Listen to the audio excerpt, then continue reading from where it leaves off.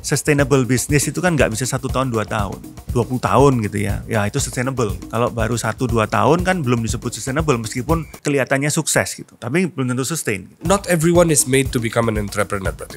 Iya, karena salah satu kunci menjadi entrepreneurship yaitu keberanian sebetulnya. Dan makin kesini masyarakat Indonesia makin berani atau tidak? Kalau saya lihat sih trennya makin kesini makin kesana ya, makin kesini makin kesana. Inovasi itu innovation gitu ya. Tapi setelah itu turn to bisnisnya kan mesti ada. Kalau Anda jadi punya inovasi doang namanya artis. Nggak apa-apa juga. Seniman.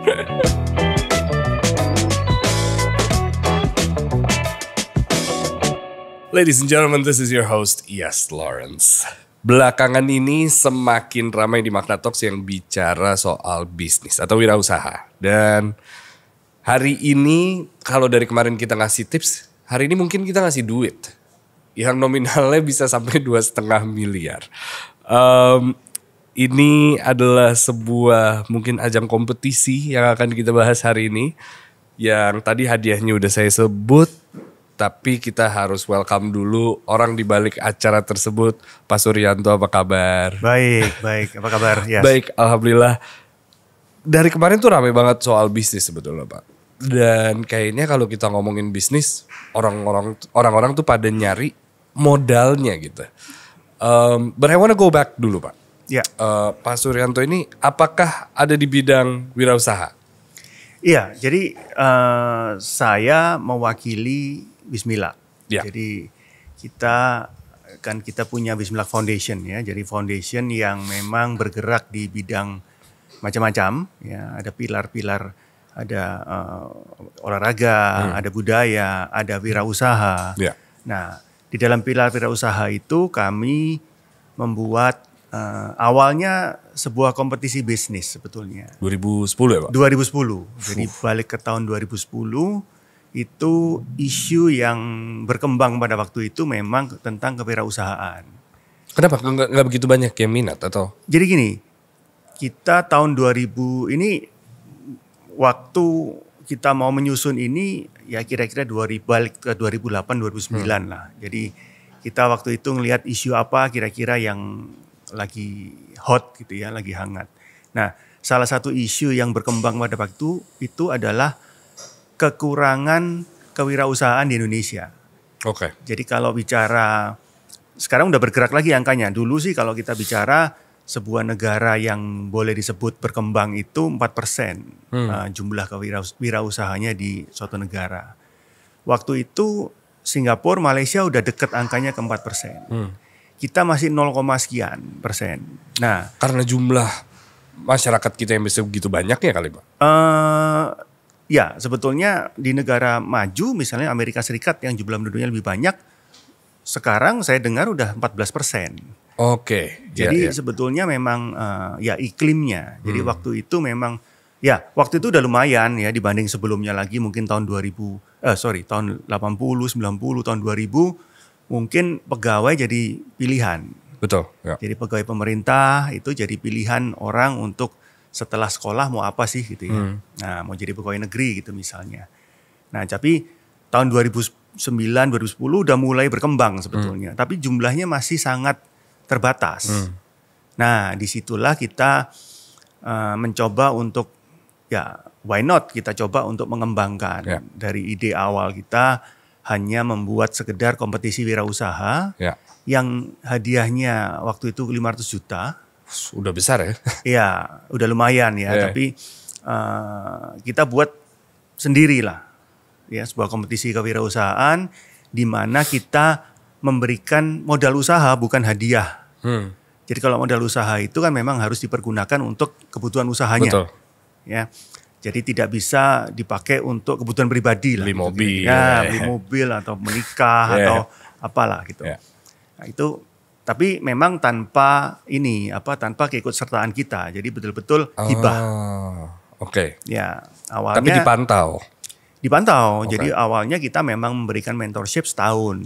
Oke. Pada waktu itu. Karena kita mau melihat juga penggunaan dana hibahnya itu kemana nih? Seperti apa. Oke. Nah itu awalnya kompetisi biasa lah gitu ya. Pesertanya juga ratusan masih, sekitar 606 proposal yang masuk di tahun pertama. Kemudian berkembang. Dari sebuah kompetisi mulai banyak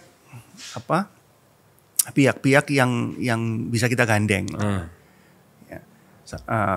Sampai dengan terakhir ini tahun 2023 yang lalu itu jumlah peserta hampir 30.000. Wow. 29.780 proposal tepatnya. Dan itu luar biasa sekali peningkatannya, berarti semakin banyak orang ingin berbisnis. Ya, boleh dibilang seperti itu, dan juga mereka juga makin aware bahwa DSC ya, Diplomasi Challenge adalah salah satu juga event yang memang bisa entry point-nya di situ ya. Betul, bisa untuk menyediakan dalam tanda petik modal usaha yang mereka butuhkan gitu. Selain memang tidak hanya itu. Jadi kalau bicara benefit, modal usaha salah satu benefit. Ya. Tapi benefit yang lain yang memang dari tahun ke tahun kita juga dapat input banyak dari peserta adalah yang intangible. Ya, mentorship, kemudian pengetahuan mengenai bisnis, cara menghitung HPP. Betul. Misalnya, ini yang sederhana ya. Dan yang paling luas lagi adalah networking. Koneksi. Jadi gimana mereka bisa punya network ke katakanlah para mentor yang luar biasa. Para dewan komisioner yang memang sudah bergerak di bidang wirausaha. Itu kan priceless ya kalau kita bicara opportunity-nya nggak gampang gitu ya untuk bisa sekedar bertanya atau malah berkolaborasi dengan mereka. Ataupun sesama peserta. Jadi ada juga peserta-peserta yang saling berkolaborasi. Jadi mereka punya produk, satunya ada another product, tapi mereka bisa berkolaborasi gitu. Setuju. Nah, sebelum kita ngomongin detailnya bagaimana orang bisa ikutan atau mungkin benefit-benefit yang didapatkan, Pak Suryanto ini udah dalam bisnis ini selama kurang lebih 20 tahun. Dan bisa dibilang salah satu mentor juga gitu. Ujung tombak lah nanti di acara ini gitu. Tapi kalau Pak Suryanto sendiri dulunya pernah usaha gak Pak? Maksudnya pernah mencoba bikin bisnis gak Pak? Kalau saya secara pribadi memang bukan memulai dari bisnis. Ya, tapi di mana-mana kalau disebut pebisnis atau entrepreneurship tetap harus melakukan hal-hal yang nantinya kita sharing di dalam DSC ini gitu ya. Jadi event saya di Wismilak sekarang kan juga banyak melakukan business development. Ya, itu juga salah satu part of business sebetulnya gitu. Berarti apakah dulu awal-awal mulai itu emang bisnis tuh nggak sengetren itu kali ya Pak? Ya, di awal karir Bapak gitu. Ya dulu kan kalau dulu orang ditanya mau jadi apa besarnya gitu ya paling entrepreneurship sebatas dokter. Ya insinyur pun mau kerja apa gitu ya paling kerja di perusahaan kontraktor atau konsultan. Abri bilangnya. Atau menjadi tentara, polisi. Ya itu adalah cita-cita yang umum zaman dulu ya. Termasuk orang tua kita mungkin kalau udah lulus jadi pegawai negeri karena terjamin. Pegawai negeri kan terjamin sampai dengan masa pensiun. Betul. Nah itu yang jadi jujukan lah pada waktu itu. Jadi tidak terpikir menjadi entrepreneurship yang penuh risiko. Karena entrepreneurship kan nggak menentu. Bisa berhasil, bisa enggak gitu. Di keluarga ada yang entrepreneurship Pak dulu? Oh ada, kalau dari orang tua juga entrepreneur gitu. Berarti ngelihat mereka kayak wah resikonya terlalu besar nih gitu ya Pak. Kemarin saya ketemu sama seseorang lah ya. Dia sekarang jadi pengusaha tambak. Tambak udang gitu ya. Cerita aja sedikit lah. Dia pada waktu memutuskan jadi pengusaha itu dia tadinya bekerja di perusahaan besar menjadi semacam konsultan begitulah untuk tambak ya. Tapi rupanya klien-klien dia yang malah mendorong dia, loh kamu setiap hari kamu yang ditambak. Bukan saya pemiliknya, kamu yang ditambak, kamu yang memberikan konsultasi ke saya, kenapa kamu gak bikin sendiri? Nah dia memutuskan bikin sendiri, tapi tentangannya justru malah dari keluarga. Kenapa? Keluarga besarnya. Gak ada yang setuju dia jadi petambak. Karena apa? Gak terjamin, balik lagi. Jadi kalau kamu bekerja di perusahaan besar ini, dapat mobil, dapat tunjangan macam-macam, keluarganya sudah terjamin. Kalau kamu bikin Kalau kamu sendiri. bikin sendiri bisa habis tuh semua. Ya, Nah itu risiko-risiko seorang pengusaha yang memang ya dulunya dulunya lebih kenceng lah itunya apa namanya hambatannya persepsi orang itu lebih kenceng. Kalau nggak berhasil gimana? Gitu Ya, kan. berarti nggak semua, not everyone is made to become an entrepreneur berarti Pak? Iya. Tidak semuanya. Iya, karena salah satu kunci menjadi entrepreneurship yaitu keberanian sebetulnya. Dan makin kesini masyarakat Indonesia makin berani atau tidak Pak? Kalau saya lihat sih trennya makin kesini makin kesana ya, makin kesini makin kesana. Makin entrepreneurship-nya sekarang berkembang angkanya udah hampir 4%. Banyak Oke. loh itu, udah 3,6% kalau saya kutip dari pernyataan salah satu menteri ya. Ya. Udah 3,6%, tapi sekarang angkanya berubah. Perusahaan negara maju sudah angkanya 10%. Ya, udah bergeser lagi tuh dari yang dulunya 4%, sekarang 10%. Singapura udah 11%. Malaysia udah deket, sekitar Malaysia Thailand kalau nggak salah 6-7%. Kita masih 3,6, tapi lumayan dari dulu 0, sekian persen. Gitu. Tapi kalau sekian banyak yang membuat usaha, siapa yang mau kerja Pak nanti? Karena dari pembuat usaha juga menciptakan lapangan pekerjaan sebetulnya. Jadi sebetulnya kan ya dorong-mendorong aja sebetulnya. Iya. Ya tetap ada lah yang namanya pemilik usaha, tetap pasti ada. Yang namanya profesional tetap ada gitu ya. Cuman semakin banyak sebetulnya pengusahanya, makanya kalau dibilang negara maju itu di atas 10%, karena dia bisa menciptakan Lapangan kerja yang jauh lebih besar. Oke. Tujuan DSC di awal berarti adalah untuk meningkatkan persentase tersebut Pak? Iya, di awal. Agar kita menjadi negara dengan ekonomi maju? Iya, kita ingin membantu pemerintah pada waktu itu. Idenya adalah ingin membantu pemerintah untuk meningkatkan jumlah wirausahawan yang waktu itu memang dibutuhkan. Jadi pemerintah waktu itu menggaungkan bahwa kita ini terlalu kecil jumlah pengusahanya gitu. Untuk sesuatu yang tidak trending pada saat itu, atau wirausaha kan belum begitu trending itu, resikonya kan begitu tinggi Pak. Iya. Untuk mengadakan sebuah kompetisi yang orang-orang tidak begitu tertarik gitu. Iya, betul. Berarti meeting apa yang terjadi dengan Wismilak untuk kayak ini nih yang harus kita buat. Nah gitu, jadi kita pada awalnya itu kita membuat kompetisi itu juga jadi perdebatan gitu ya. Kompetisi ini arahnya kemana? Hanya sekedar kompetisi, kemudian yang menang dapat modal atau gimana? Keputusan kita waktu itu enggak, ini harus kalau istilah sekarang diviralkan. Di 2009 kita berpikir ya, 2010 kita start. Lahirnya YouTube dan Twitter tuh. Kita belum masuk ke sana, kita masih masuk ke media konvensional. Oke. Jadi selama mungkin hampir 10 tahun itu kita dengan biaya yang tidak sedikit ya, kita membawa kompetisi ini ke media. Menjadi suatu tayangan TV. Reality show. Oh gitu. Iya, kita jadikan itu reality show. Di TV mana Pak? Kita awalnya ada di Metro, kemudian di TV One. Oh. Jadi kita memang itu karena tujuan kita adalah sebenarnya memviralkan. Dengan nama DSC dulu? DSC. Oke. DSC. Jadi kita memang memviralkan ya istilahnya. Ya. Karena ya orang kalau saya yakin pasti di antara kita banyak yang ingin jadi pengusaha lah. Iya betul. Ya, cuman kadang-kadang nggak tahu caranya gimana. Betul. Dan menurut saya nggak tahu resikonya seperti apa. Ya, nah dengan tayangan-tayangan televisi pada waktu itu ya yang kita buat, kita harapkan orang yang melihat itu begini toh. Kalau mau jadi pengusaha itu harus ngerti ini toh, harus ngerti itu kan. Nah makanya kita juga buat sebetulnya penilaian yang sampai sekarang juga kita masih bawa itu. Penilaian menjadi kriteria untuk pemenang DSC. Oke. Jadi kita sebutnya 3P. Ya betul. 3P itu apa aja tuh? Nah 3P itu yang P yang pertama paham. Oke. Jadi seseorang harus mengetahui apa-apa saja yang harus menjadi standar pengetahuan seorang pengusaha. Ya, contohnya kita bicara landscape bisnisnya atau marketnya seberapa sih kira-kira.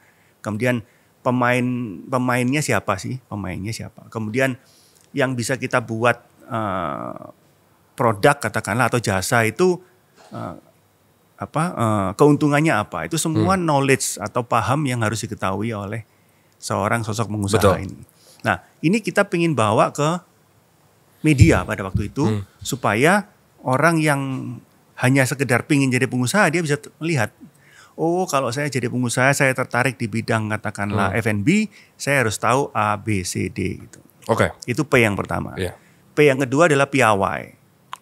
Piawai Atau bahasa Inggrisnya skill. Yeah. Jadi seorang pengusaha harus mempunyai skill. Skill apa? Macam-macam skill, management skill misalnya, bagaimana mengelola pegawai misalnya. Skill bagaimana untuk melakukan presentasi bisnis, karena presentasi penting. Betul. Kita untuk mencari modal, mencari pelanggan, mencari vendor, itu semuanya butuh presentation skill. Bagaimana membuat presentasi skill yang menarik dalam waktu singkat misalnya begitu. Ya, skill kepiawaian dalam dia misalnya mengelola keuangan.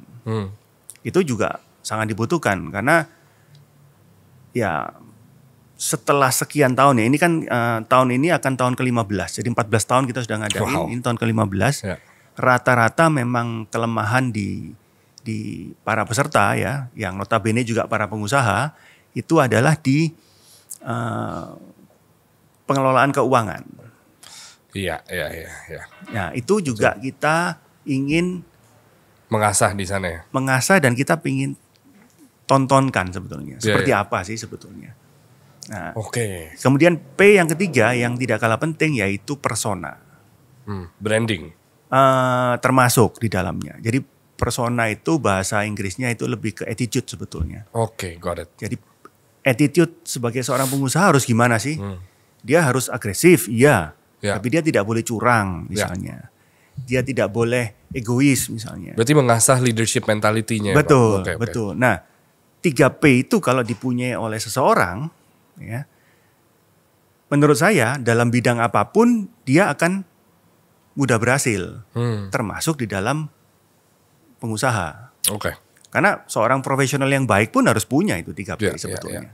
Jadi sebetulnya tipis bedanya antara profesional yang baik dengan pengusaha itu tipis bedanya, karena sama itu sebetulnya kan.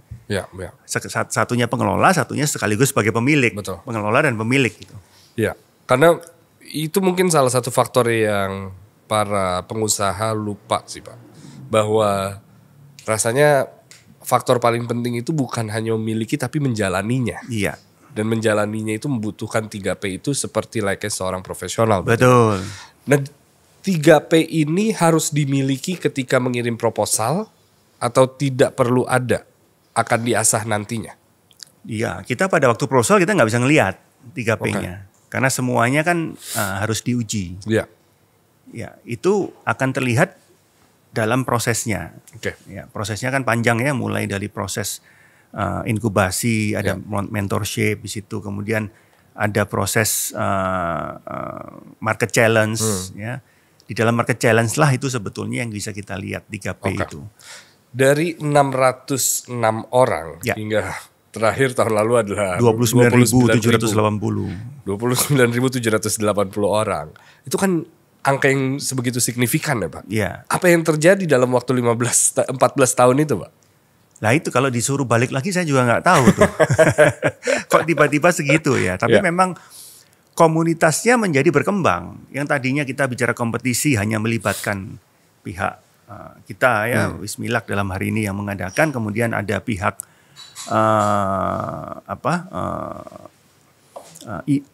semacam IO-nya. Semacam IO lah atau production house lah.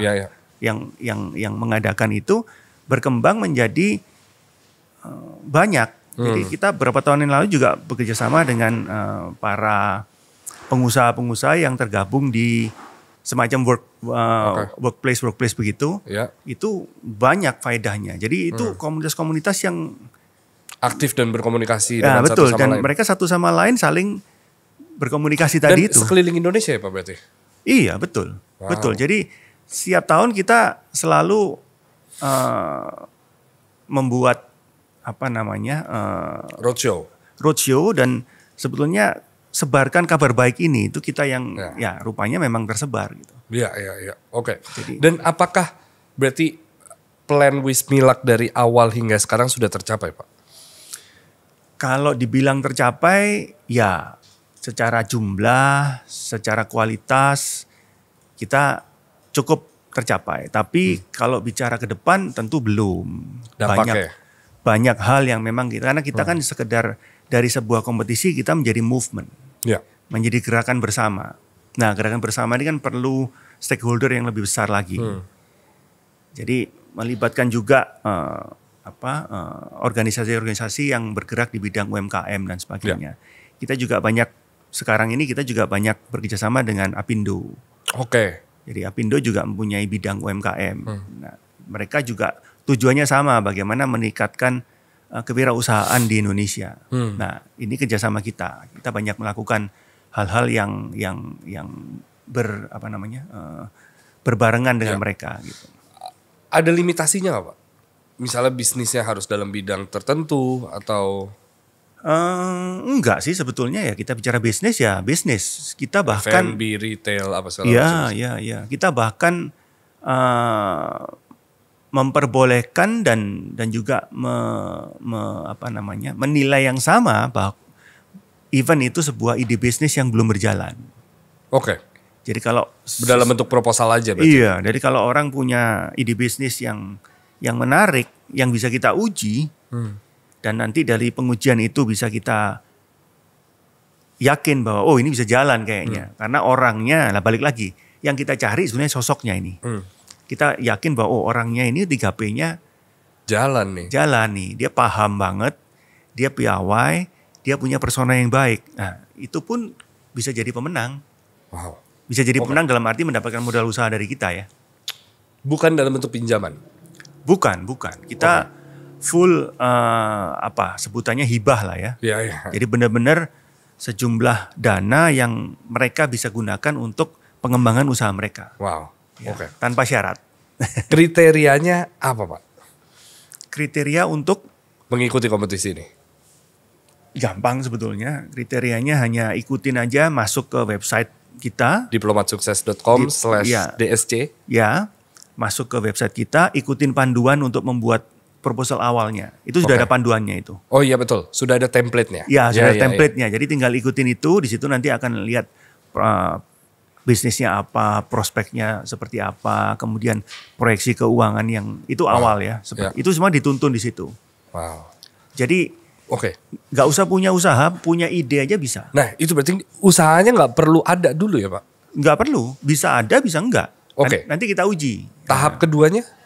Tahap keduanya itu dari yang pengujian seperti itu kan masuk ke panitia gitu lah ya. Yang dalam jumlah biasanya 30 ribuan. Ya 30 ribu lah katakan. Nah itu akan benar-benar diseleksi secara menyeluruh. Manual ya?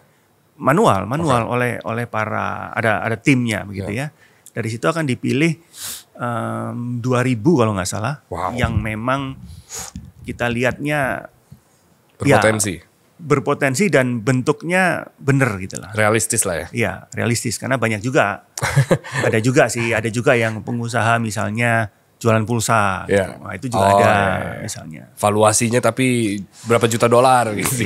Jadi ya kita uji secara paper dulu dari 2.000 itu kemudian kita minta mereka untuk kalau kita butuhkan misalnya video dan sebagainya kita akan minta. Dari situ kita shortlist lagi jadi sekitar 300. 300 itu yang temu muka dengan kita. Dengan mentor. Itu di Jakarta atau di 2 kota biasanya kita. Di mana tuh?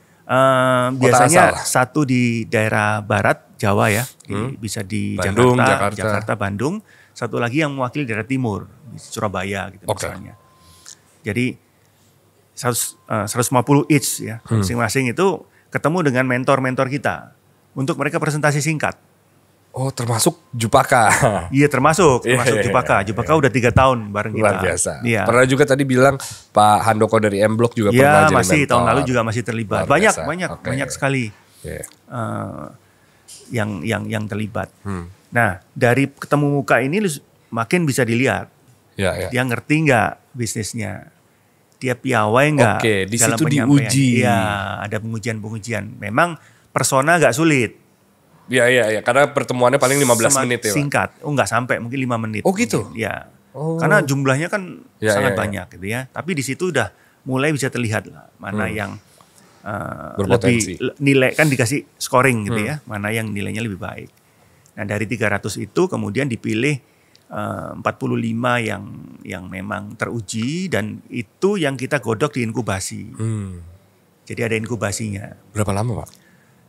Biasanya kalau dengan 5 harian lah kira-kira. Oke, itu full training tuh ya? Full Oke. macam-macam training termasuk branding, persona branding dan sebagainya itu, keuangan, public speaking dan sebagainya itu semua. Wow. Dari situ? Dari situ terpilih 18 Oke. orang yang kita sebut finalis. Oke. Nah 18 orang itu yang kemudian kita bawa ke Market Challenge.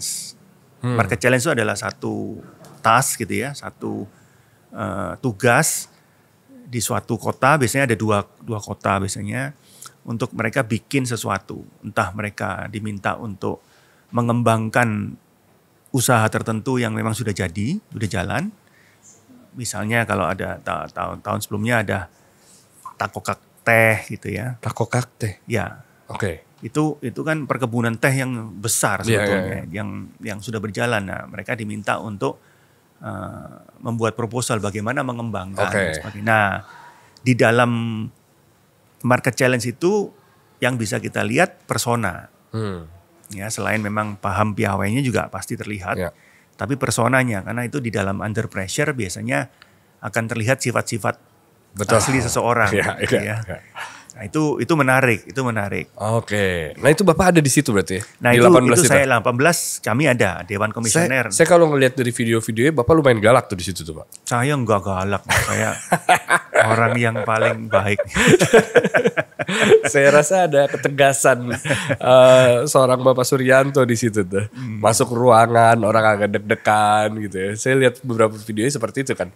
Yeah, dan kayaknya betul bahwa mereka semua under pressure dan pada akhirnya dari 18 tersebut setengahnya yang terpilih ya Pak? Kira-kira begitu. Oke. Kira-kira setengah yang terpilih itu yang kita akan berikan modal usaha. Ya, sesuai yang mereka minta atau sesuai yang mereka butuhkan? Sesuai yang mereka butuhkan. Oke. Jadi kan ya biasa kan mereka minta senilai sekian karena kan mereka juga tahu total dana hibahnya 2,5 miliar. Ya, jadi dia mintanya bisa 1M. 500 juta, 1M gitu ya. Tapi kan kita perlu uji juga kebutuhan dana mereka seperti apa.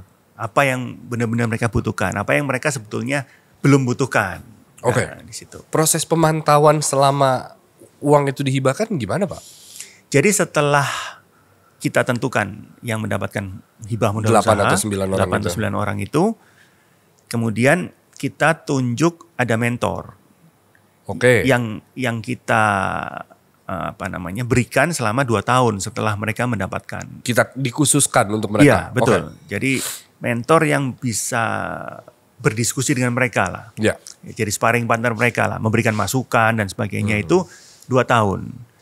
Jadi selama 2 tahun itu mereka ada temen lah istilahnya untuk diskusi. Ini saya kebutuhannya ini, mungkin mentornya bilang kalau saya lihat mungkin bukan itu gitu misalnya ya. Iya. Mungkin yang ini gitu. Jadi bahan diskusi untuk mereka lakukan itu 2 tahun. Oke. Ya. Nah selama 2 tahun itu Wismilak atau mungkin DSC tidak meminta speser pun dari profit mereka gitu? Nggak ada. Jadi kita kan memang betul-betul Mentorship. tadi yang disebutkan di awal itu kan hibah modal usaha. Iya. Jadi kita juga pingin bahwa modal usaha yang kita berikan itu memang benar-benar bisa meningkatkan. Wow. Sudah berapa orang Pak? Sejauh ini berarti 15 tahun terakhir. Jadi kalau kita juga ada satu wadah sebetulnya yang kita sebut DEN, Diplomat Entrepreneur Network. Oke. Itu adalah kumpulan finalis-finalis DSC. Jumlahnya mendekati 400 orang. Wow. Yang sekarang terlibat di dalam DEN itu. Yang mereka bisa saling berkomunikasi komunikasi, ya, sekedar ngobrol, bertanya, Intangible value itu tadi berkolaborasi dan sebagainya. Ya, wow. Ya. Berarti dari mereka itu yang saya asumsikan dari seluruh Indonesia biasanya bersatu untuk membuat sesuatu yang baru itu juga bisa ya? Bisa. Ya. Bisa. Nah, mungkin bisa disebutin nih Pak, alumni atau mantan pemenang, brand-brandnya atau orang-orang yang diingat oleh Bapak. Saya ingat ada Damakara ya. Damakara Itu di bidang? di bidang fashion itu. Oke. Fashion. Kemudian ada juga Zanana Chips. Itu yang cukup fenomenal. Oh iya, saya pernah dengar kayak Zanana Chips. Jadi itu kan bermula dari ide bagaimana dia kepingin makan keripik pisang. Iya. Ya. Kemudian dia bikin keripik pisang yang lebih gampang untuk didistribusikan begitu lah. Oke. Nah, itu cukup fenomenal. Kemudian ada juga Otera. Otera itu bergerak di bidang minuman healthy drinks gitu. Oke. Ada beberapa lagi. Mungkin daftarnya ada di website kali ya Pak? Ada. Mestinya ada ya. Mestinya ada di website. Kemudian ada yang robotics itu. Wow. Jadi dia satu bidang dengan Bapak berarti, engineering nih. Jadi dia memberikan edukasi mengenai robotics di sekolah-sekolah, kursus dan sebagainya. Itu berkembang cukup pesat itu. Di beberapa kota dia udah punya ininya. Dan mereka berjalan hingga sekarang berarti ya Pak? Berjalan hingga sekarang. Dari alumni entah tahun berapa berarti? Iya. Wow. Jadi ada juga yang beralih bidang. Ada. Oh itu nggak apa-apa? Nggak apa-apa karena kan tetap yang kita pilih kan sebetulnya kan sosok pengusahanya. Figur ya? Sosok pengusaha yang benar itu dikasih apa aja pasti dia bisa jalanin gitu. Ya namanya bisnis ada up and down. Ya kita bicara contohnya ada COVID-19 aja ada bisnis yang nggak cocok, ada bisnis yang cocok gitu ya. Ya itu kan cocok-cocokan waktu. Berarti kalau partneran bisa Pak? Atau hanya bisa untuk satu orang ini? Sebagian besar bisnis yang berjalan mereka punya partner. Tapi memang untuk orang yang maju di Diplomacy Challenge biasanya satu orang. Karena itu juga orang yang kita sebut owner lah. Paham. Salah satu owner yang memang kita bisa percaya bahwa dia bisa membawa bisnis ini dan mewakilkan bisnis itu. Betul. Tapi sebagian besar mereka partneran biasanya. 4 hari lagi tutup. Per hari ini kita syuting berarti kan Pak? Ya.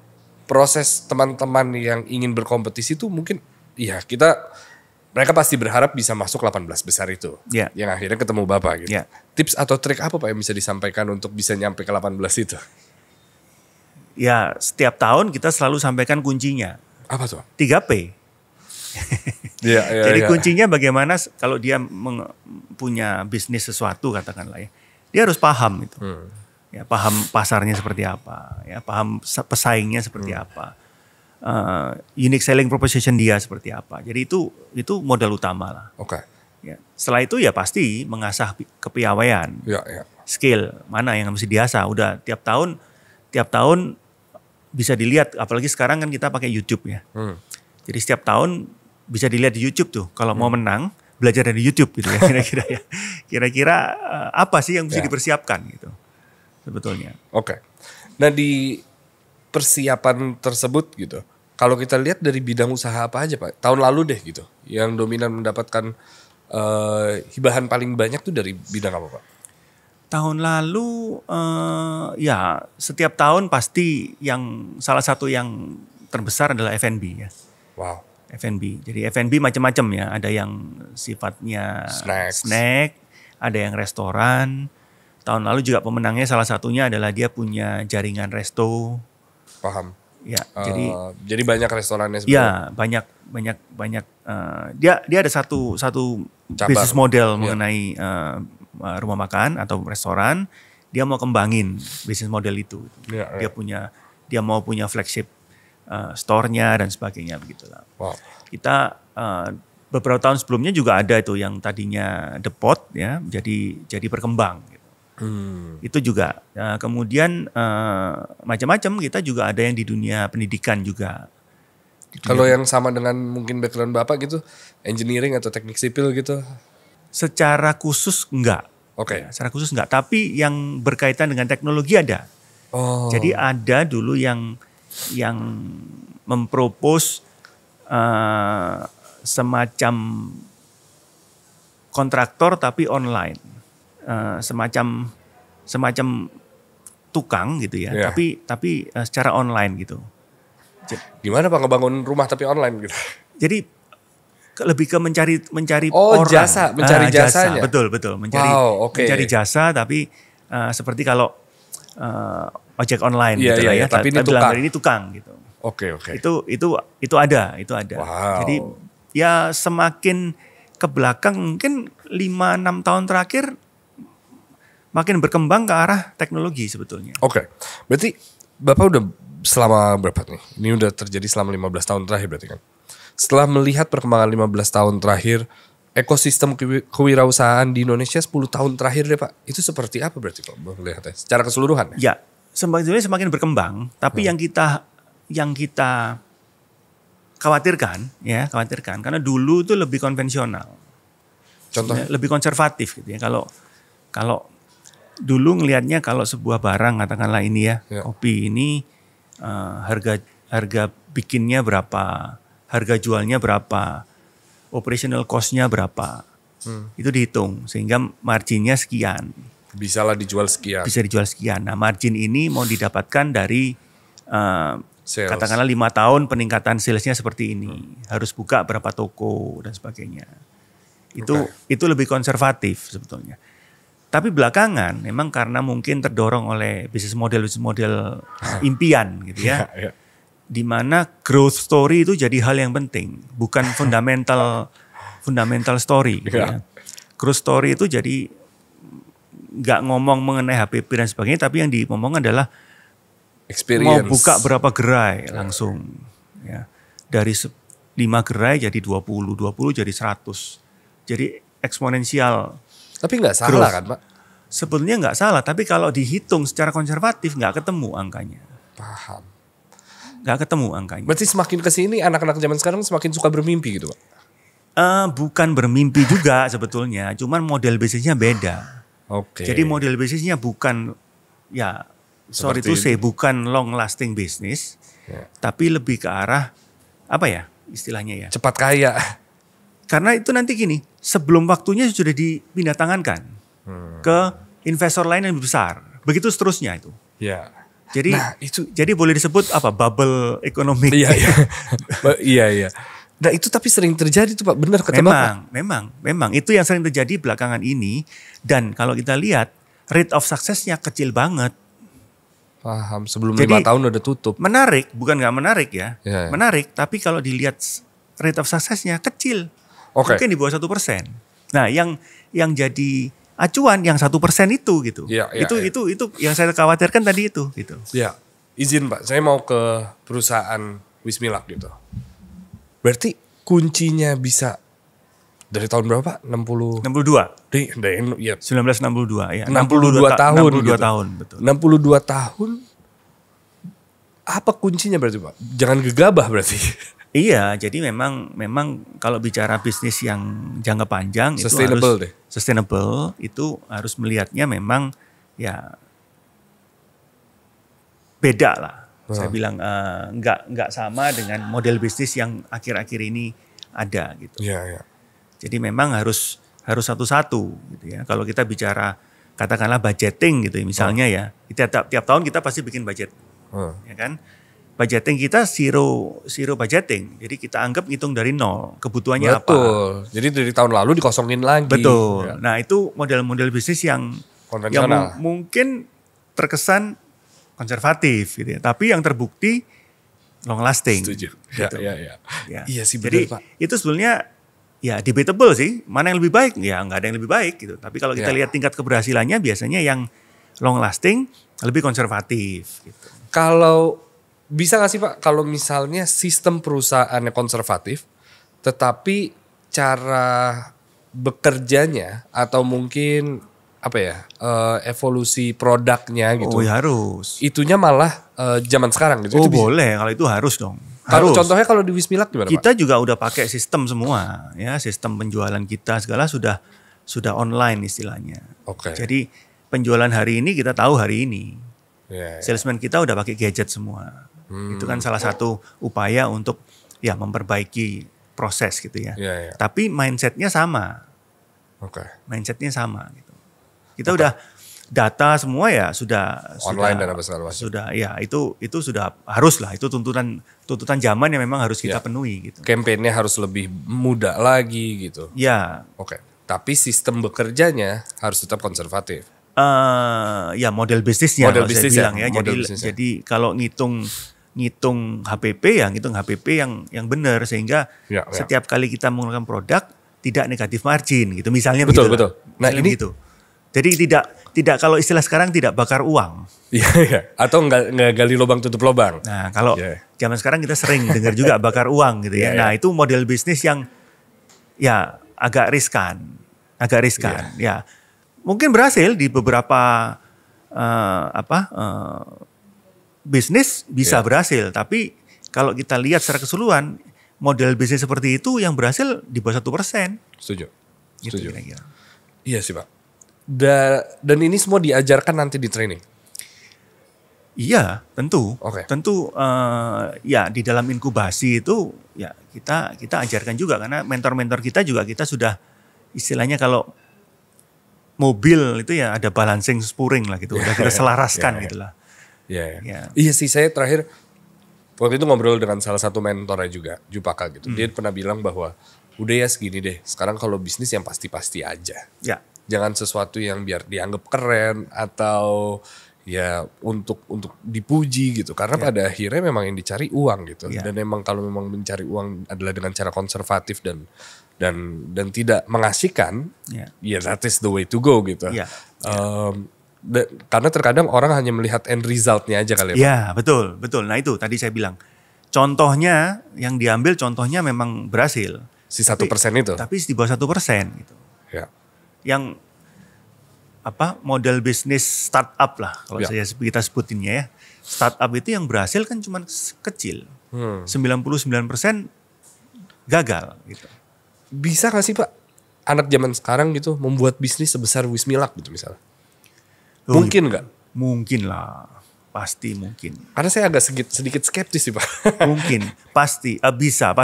Tapi ya berjalannya waktu gitu ya. Oke. Karena kita bilang sustainable business itu kan nggak bisa 1 tahun 2 tahun. Ya. Ya kalau mungkin di atas 20 tahun gitu ya, ya itu sustainable gitu ya. Ya.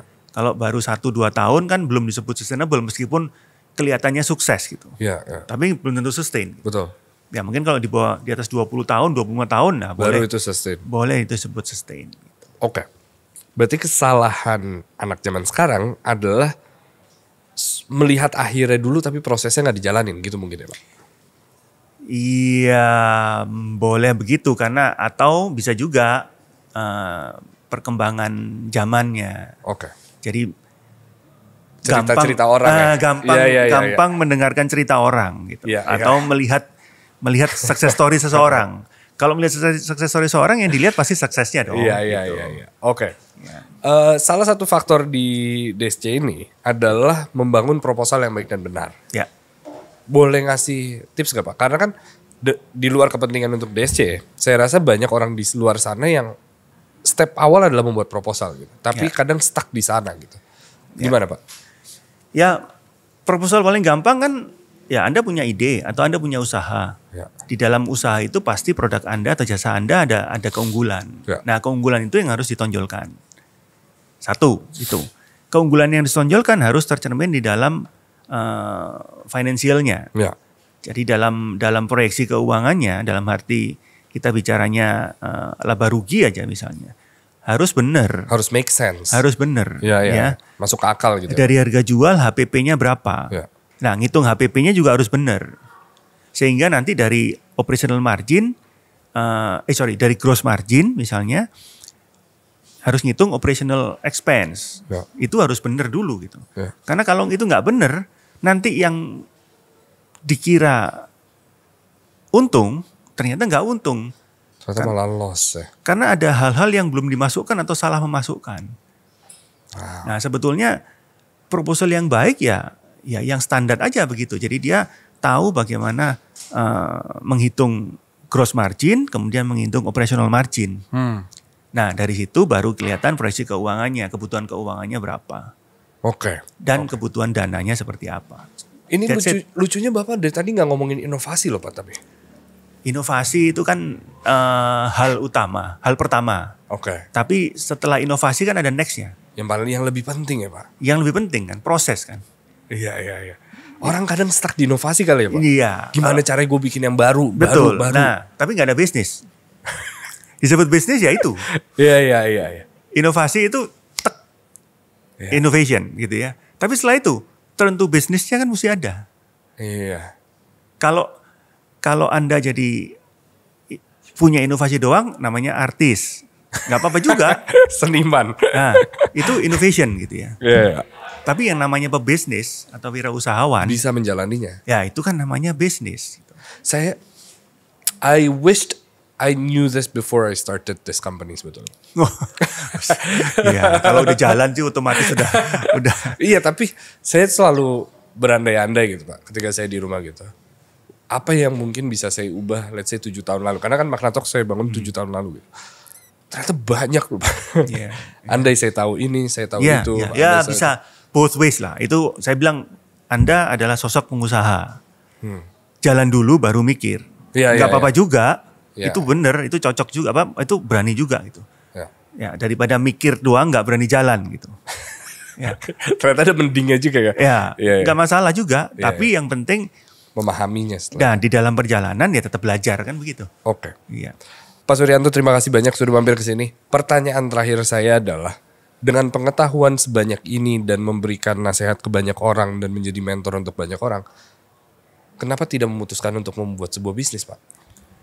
Ya, kalau ditanya sekarang bisnis yang kita jalanin banyak. Jadi ini sudah banyak membuat bisnis. Ya, kalau Bapak pribadi? Di dalam payung perusahaan kita ya, kita ngomongnya kan. Iya. Jadi ya balik lagi kan, harus ada orang yang memang jadi pemilik, harus ada orang yang operational gitu. Iya. Ya. Dan kebetulan bisnis Bapak udah ada 30.000 lebih berarti per tahun. Iya. Kalau bicara anak-anak muda memang luar biasa. Justru kadang-kadang saya juga pingin tuh. Cuman karena kode etik kan kita nggak boleh ya. Iya. Wah ini bisnisnya menarik ini. Oh nggak bisa invest Bapak secara pribadi? Ya kode etiknya kan kita bicaranya kan Diplomat Challenge ya. Iya. Jadi kan ya profesional aja. Ya kita bicaranya kan ya Diplomat Challenge adalah suatu wadah. Kita ngomongkan movement terhadap kewirausahaan. Siap. Biarkan begitulah. Siap. Jangan sampai menjadi apa namanya diacak-acak atau masuk ke dalam. Iya, jadi kita yang ngambilin, kita jalanin beda ya nanti beda ini nanti gitu. Oke. Nanti saya minta emailnya biar saya kirim proposal perusahaan saya. Siap. Mas Suryanto terima kasih banyak. Ada lagi mau ditambahin Pak? Mungkin cukup, saya terima kasih. Siap. Kasih kesempatan juga. Dan jangan lupa untuk ke websitenya di www.diplomatsukses.com/DSC untuk DSC untuk daftar atau bisa ikutan untuk tahun depan kalau memang sudah ditutup. Ya, sebelum tanggal 22 September tahun Betul. ini ya. Kalau bisa ada waktu masih bisa submit. Siap. Ya. Terima kasih banyak. Sama-sama. Kalau gitu, saya Iyas Lawrence. Suryanto. And I'll see you guys next week. Bye-bye.